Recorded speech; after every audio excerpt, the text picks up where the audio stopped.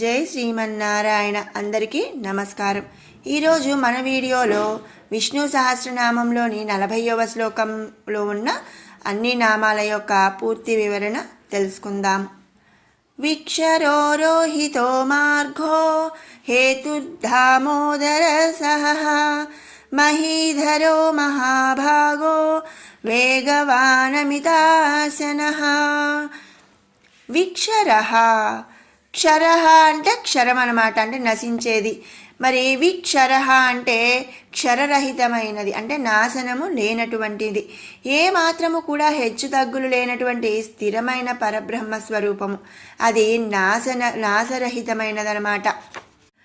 మరి స్వామికి జనన మరణాలనేవి లేవు అని చెప్పి ఇంతకుముందు చెప్పుకున్నాము.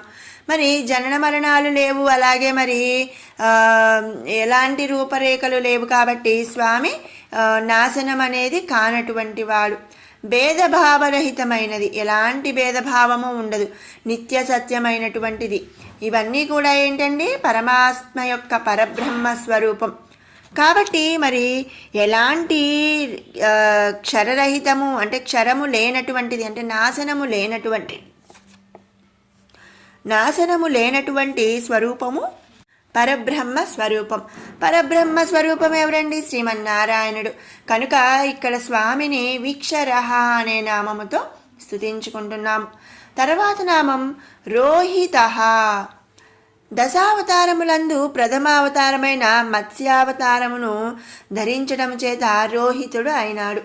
బ్రహ్మ నిద్రిస్తున్న సమయంలో సోమకుడు అనే రాక్షసుడు బ్రహ్మ దగ్గర నుండి 4 వేదములను కూడా దొంగిలించిపోయి సముద్ర గర్భమునందు దాక్కున్నాడట. మరి 4 వేదాలు ఏవండి? సామవేదం, యజుర్వేదం, ఋగ్వేదం, అథర్వణ వేదం. ఈ 4 వేదాలను కూడా సోమకుడు అనే రాక్షసుడు బ్రహ్మ నుండి దొంగలించి సముద్ర గర్భమందు దాక్కున్నాడు. అప్పుడు శ్రీ మహావిష్ణువు మత్స్యావతారం ధరించి అతడిని సంహరించి 4 వేదములను కూడా తిరిగి తెచ్చాడంట. కాబట్టి అంటే ఏంటి, మరి మత్స్యావతారాన్ని ధరించిన వాడు కాబట్టి రోహితుడు అని చెప్పి ఇక్కడ స్తుతించుకుంటున్నాము. తర్వాత నామం మార్గః. మార్గః అంటే మార్గము అంటే మార్గం, మరి వే అన్నమాట. తమ కోరికలు తీరటానికి భక్తులు మోక్షము కొరకు ముముక్షువులను వెతుకుతూ ఉన్నాడు. సకల ఐశ్వర్యముల కొరకు తమ కోరికల తీరుటకు సమస్త జనులు ఎవరినైతే ఆరాధిస్తున్నారో, ఎవరినైతే తమ విన్నపాలను విన్నవించుకుంటున్నారో వాటన్నిటినీ కూడా స్వీకరించుచున్న పరమాత్మ స్వరూపం శ్రీమన్నారాయణుడు. అంటే ఏంటి, మరి మనకు మోక్షం కలగడానికి మార్గం ఎవరండి? శ్రీమన్నారాయణుడు. మన కోరికలు నెరవేరటానికి మనకు ఉన్న దారి మార్గం ఏంటండి? శ్రీమన్నారాయణుడు. మరి అందరూ జనులు కూడా మరి ఎవరిని ఆరాధిస్తారండి? శ్రీమన్నారాయణుడు. మరి ఏ రూపంలో అంటే ఒక శ్రీమన్నారాయణునే ఆరాధించాలా అండి? లేదు. మరి ఎవరెవరి ఇష్టానుసారం ఏ రూపంలో ఆరాధించినా కూడా అవన్నీ కూడా స్వామి మరి వాళ్ళ విన్నపాలను విన్నవించుకుంటారు. వాటన్నిటినీ కూడా స్వీకరిస్తున్న స్వరూపం శ్రీమన్నారాయణుడు. కాబట్టి స్వామిని ఇక్కడ మనం మార్గః అనే నామముతో స్తుతించుకుంటున్నాము. తర్వాత నామం హేతుః. హేతువు అంటే ఏంటి? ఈ సృష్టి నందు సకల భూతములకు కూడా కారణభూతుడు.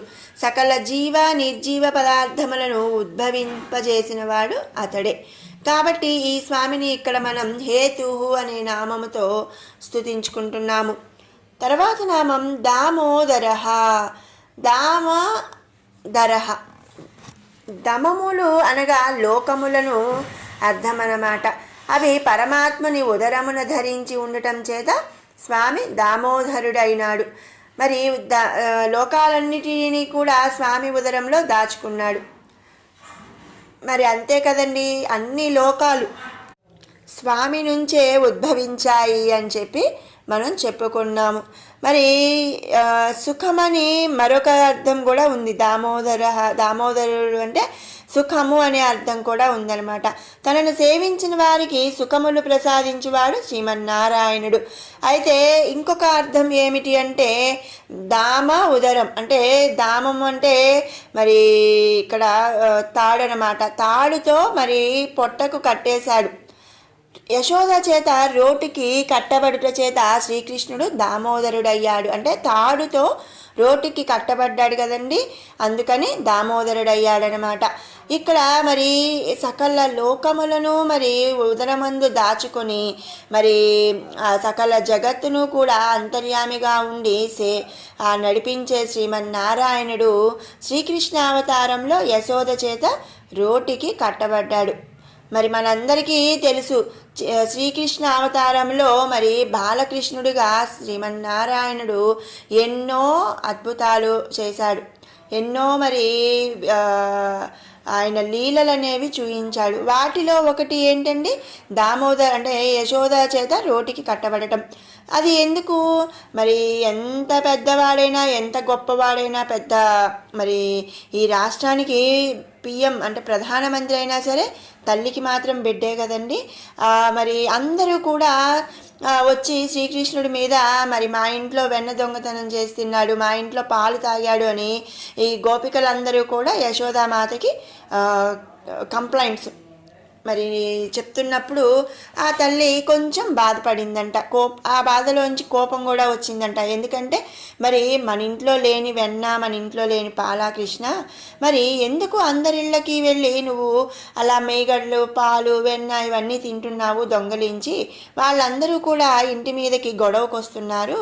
మరి నీ అల్లరి తగ్గాలి అంటే నువ్వు ఇంట్లో నుంచి బయటికి వెళ్ళొద్దు.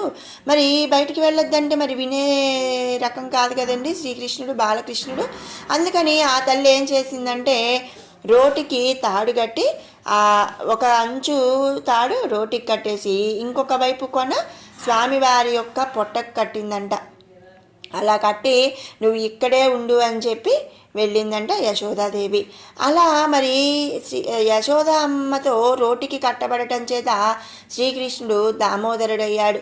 మరి శ్రీమన్నారాయణుడి యొక్క అవతారమైన శ్రీకృష్ణుడు దామోదరుడు అవటంతో మనం శ్రీమన్నారాయణుడిని ఈ నామంలో దామోదర అనే నామంతో స్తుతించుకుంటున్నాము. తర్వాత నామం సహహ. లోకకంటకులు ధర్మములను ధిక్కరించి సాధు సజ్జనులను హింసించిన వారి కర్మఫలములు పండు వరకు కూడా సహించేవాడు. సహహ అంటే ఏంటి, సహనంగా ఉండేవాడు, సహించేవాడు. రామావతారమందు సీతావియోగమును రావణాసురుని పాపం పండు వరకు కూడా వేచి చూచి అప్పుడు రావణాసురుని అంతరింపజేశాడు.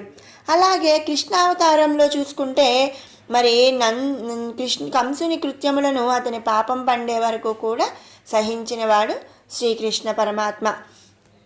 మరి ఎందుకండి మరి ఒక తప్పు చేసినా మరి శిక్షించాలి కదండి అని అంటే మరి వాళ్ళు పూర్వజన్మలో చేసుకున్న పుణ్యం కానీ ఏదైనా ఉంటుంది కదా.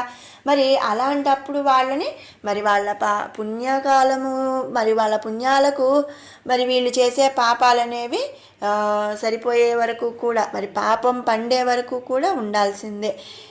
మన శ్రీకృష్ణ అవతారంలో చూసుకుంటే కంసుణ్ణి మరి ఆయన పాపాలు పండిన తర్వాత కంసవధ అనేది జరిగింది. మరి మనకి కృష్ణావతారంలోనే ఇంకొకళ్ళని తీసుకుంటే శిశుపాలుడు. ఈ శిశుపాలుడిని కూడా స్వామి నువ్వు 100 తప్పులు చేసే వరకు కూడా నేను నిన్నేమి చేయను అని చెప్పి వరం ఇస్తాడు. అయితే ఆయన మరి నువ్వెవరు నాకు వరం ఇవ్వటానికి అని అనుకున్నాడే కానీ 99వ తప్పు చేసినప్పుడు కూడా స్వామి అతన్ని శిశుపాలుడిని మరి హెచ్చరిస్తాడు. నీ 99 తప్పులు అయిపోయినాయి, మరి ఇంకొక తప్పు మాత్రమే ఉంది, ఆ ఒక్క తప్పు నువ్వు చెయ్యకు, నిన్ను నేను ఏమీ చేయను అంటే మరి అప్పుడు ఆ శిశుపాలుడు మరి అహంకారంతో ఆ 100వ తప్పు చేయటం, 100 తప్పులు పూర్తవగానే స్వామి మరి తన సుదర్శన చక్రంతో శిశుపాలుడిని వధించేస్తాడు. కాబట్టి మరి ఎవరి తప్పులైనా సరే వాళ్ళ యొక్క పాపపుణ్యాలను బట్టి వాళ్ళ పాపం పండే వరకు కూడా సహనంతో ఉండేవాడు శ్రీమన్నారాయణుడు. మరి కాబట్టి స్వామిని మనం ఇక్కడ సహహ అనే నామముతో స్తుతించుకుంటున్నాము. మన ఈ కలికాలంలో చూస్తే మన మనుషులకి ముఖ్యంగా లేనిదే సహనం అన్నమాట.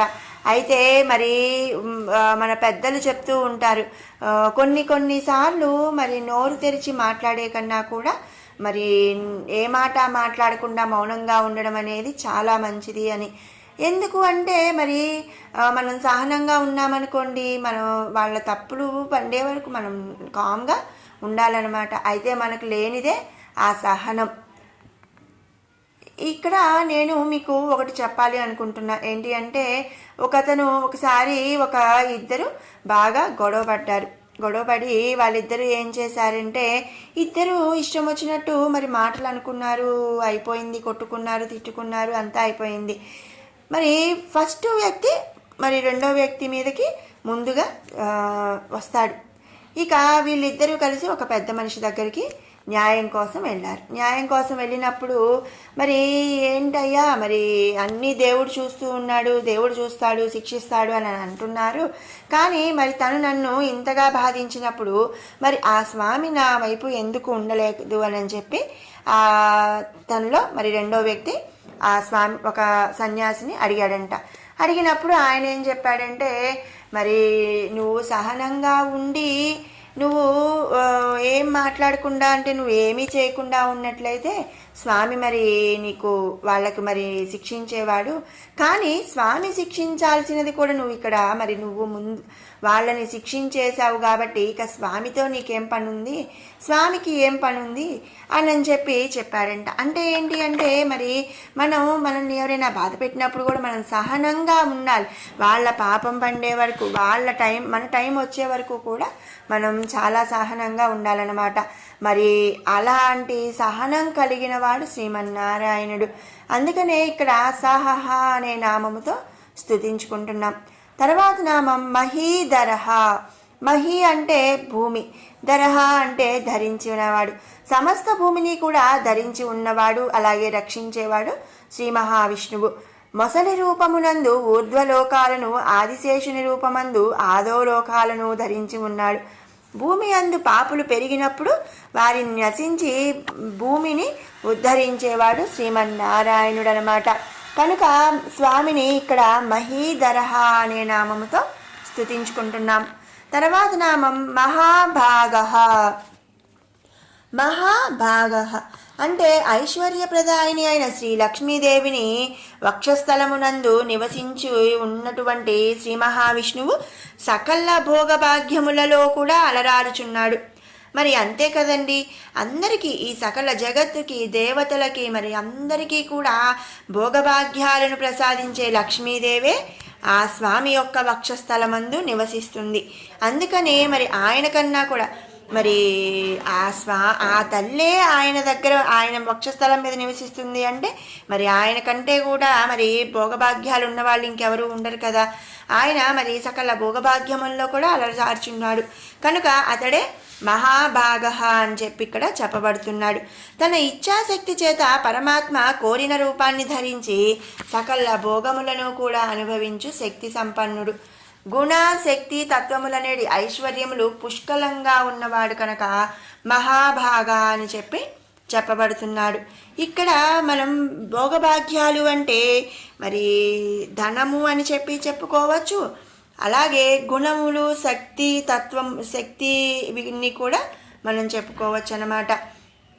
ఆ స్వామి అన్ని గుణగణాలు, అన్ని శక్తి తత్వములు అన్నీ కూడా ఉన్నాయి. వాటన్నిటినీ కూడా ఇక్కడ ఐశ్వర్యాలుగా మనం చెప్పుకుంటూ ఇవన్నీ కూడా పుష్కలంగా ఉన్నవాడు కాబట్టి స్వామిని మహాభాగః అనే నామముతో స్తుతించుకుంటున్నాము. తర్వాత నామం వేగవాన్.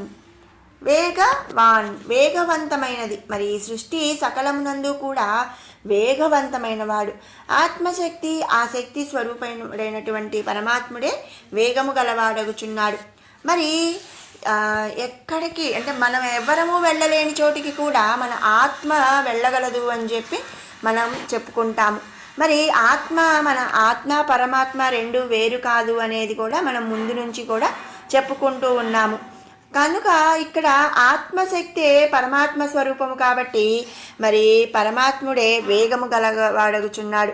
చైతన్య స్వరూపమైన ఆత్మ స్థిరమైనది, కానీ చలనము కలిగినది కాదు. అయినా సరే దాని అందు అంతర్యామిగా పరమాత్మ నివసించటం చేత అది బుద్ధి కన్నా కూడా వేగంగా ప్రయాణిస్తుంది. ఇంద్రియములకు దాని గమనం కనిపించదు. మరి సత్యమైనది, నిత్యమైనది, స్థిరమైనది అయినను అది పరిభ్రమిస్తుందన్నమాట.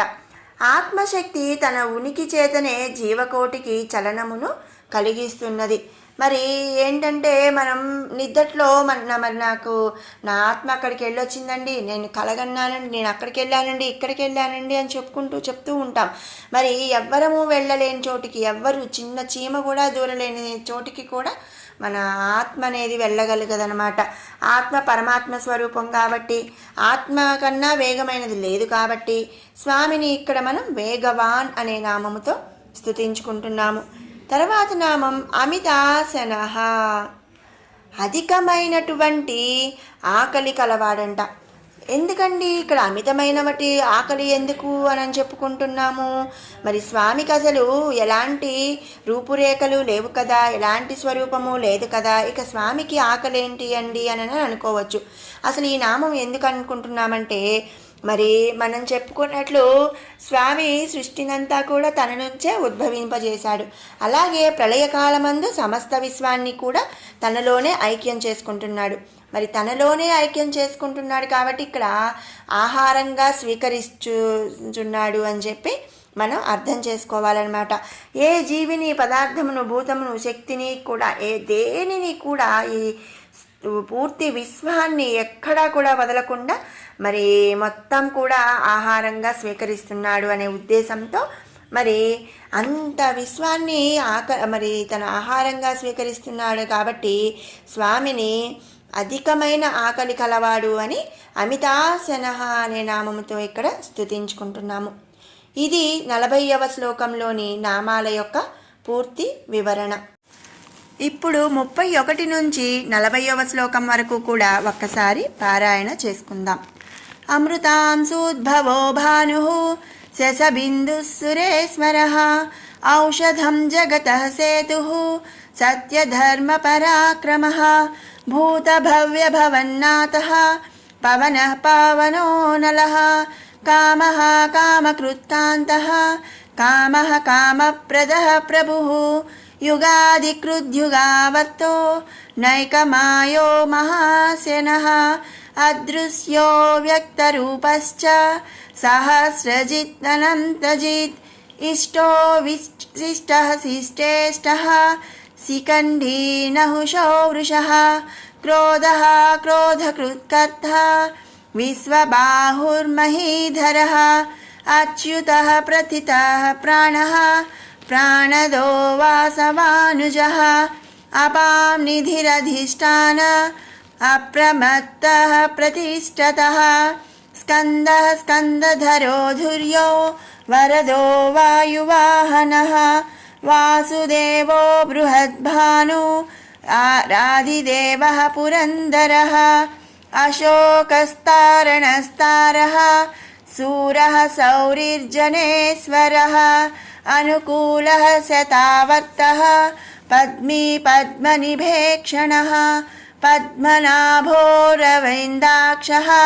పద్మగర్భः శరీరభృత్ మహర్తిః బుద్ధో వృద్ధాత్మా మహాక్షో గరుడధ్వజः అతులः శరభో భీమः సమయజ్ఞో హవిర్హరిः సర్వలక్షణలక్షణ్యో లక్ష్మీవాన్ సమిదింజయః విక్షరో రోహితో మార్గో హేతుర్ధామోదరः సహః మహీధరో మహాభాగో వేగవానమితాశనః.